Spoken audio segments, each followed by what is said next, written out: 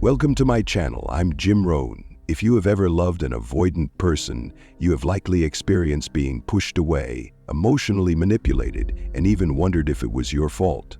But here's the truth. They don't just avoid emotional intimacy, they keep you trapped in their psychological game. So how do you take back control and make them realize your worth without begging for their attention? In this video, I will share the 5 best ways to get revenge on an avoidant ex, helping you reclaim your power and make them regret losing you. Don't forget to hit subscribe so you won't miss videos that help you understand relationship psychology and personal growth. Let's get started. Number 1. Don't get caught in their emotional game. If you want to regain control and make an avoidant ex regret losing you, the first thing you need to do is stop playing their game. Avoidants follow a predictable pattern. They keep their distance when you try to get close, making you feel like you're being too demanding or needy.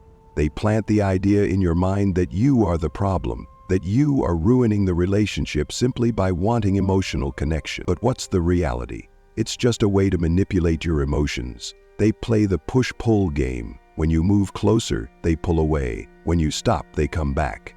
This inconsistency traps you in an emotional cycle, sometimes distant and cold, sometimes warm and affectionate. When they open up, you see how amazing they can be, making you believe this is their true self. But in reality, it's just part of their strategy to keep you under their control. So what should you do? Flip the script. Don't chase them. Don't try to explain or fix anything. When they withdraw, stay calm and accept it. They expect you to run after them. But when you don't, they become confused and lose their sense of control.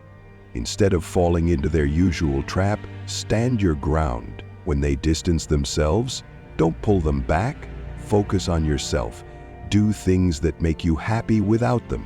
Your indifference is what frustrates them the most, because it takes away their psychological power over you. Number 2. Prove that they no longer affect you. Once you stop playing your avoidant ex's game, the next step is to show them that they no longer have an emotional impact on you. This is crucial because their mindset assumes that you will always be stuck in their emotional loop, that you will keep chasing them no matter how much distance they create. At first, this may not be easy. You might still love them, still hope they will change, still want to fix things.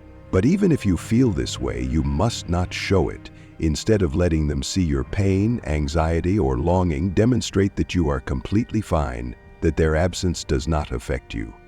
Avoidants often wait for moments of weakness, expecting you to return to them.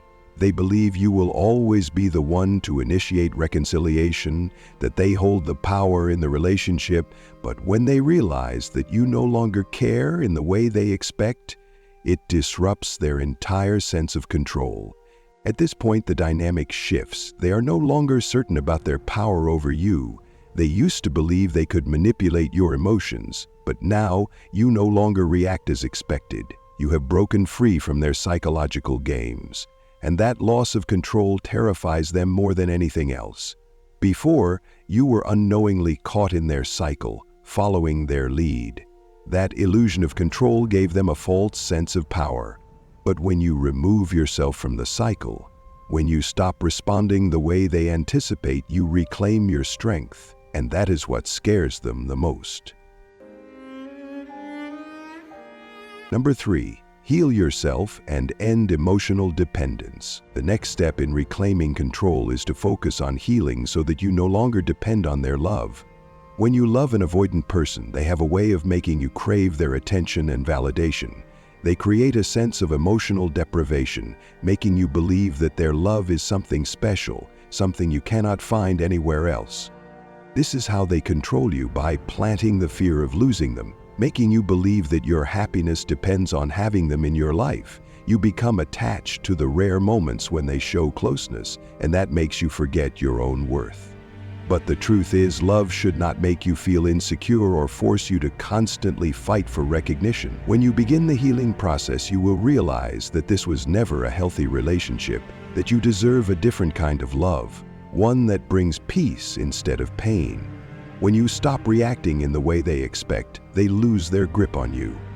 They once believed they could manipulate your emotions, that you would always come back no matter how distant they became. But when you choose to walk your own path, they no longer have a way to keep their game going. This awakening may confuse them. They realize that they have lost someone who genuinely cared for them and was willing to sacrifice for them. They come to see that the commitment, love, and effort you gave were not something they could easily find in someone else. But what's more important is not whether they realize it or not. It's that you have found yourself again. When you heal, you are no longer their puppet. You become a stronger, more grounded version of yourself, no longer allowing them to define your worth. And that is how you take back control of your life. Number 4, become the strongest version of yourself. As you step out of the relationship and focus on healing, you will gradually transform into a completely different person. A confident, resilient individual who is no longer easily manipulated. This is what terrifies your avoidant ex the most, because they only know how to control those who are emotionally weak, those who are willing to accept their neglect and keep trying to earn their love. An avoidant person always wants to maintain power in a relationship. They create distance, making you feel like you're not enough, forcing you to constantly seek their approval. But when you rebuild your confidence and start living without being affected by them, they lose their ability to manipulate you. You are no longer caught up in their push-pull tactics, no longer worried about whether they will come back, and this confuses them. They once believed they controlled the game, always holding the upper hand. But when you become someone who is emotionally independent, they no longer know what to do. The confident mask they've worn for so long begins to crack, because deep down, they were never as strong as they pretended to be. The truth is, an avoidant person often hides their insecurities by withdrawing from emotions. They act cold and distant as if they don't need anyone, but in reality, this is just a defense mechanism. As children, they may not have had their emotional needs met, leaving them unable to form healthy connections. So when they face someone who has outgrown them emotionally, someone who no longer needs them to feel whole, they don't know how to respond. At this point, the power dynamic completely shifts. You are no longer the one suffering, clinging to them. You are in control of your own life. And that is what scares them the most. Number 5, living happily, the most powerful revenge. Finally, the most important thing you can do is build a fulfilling and happy life without them.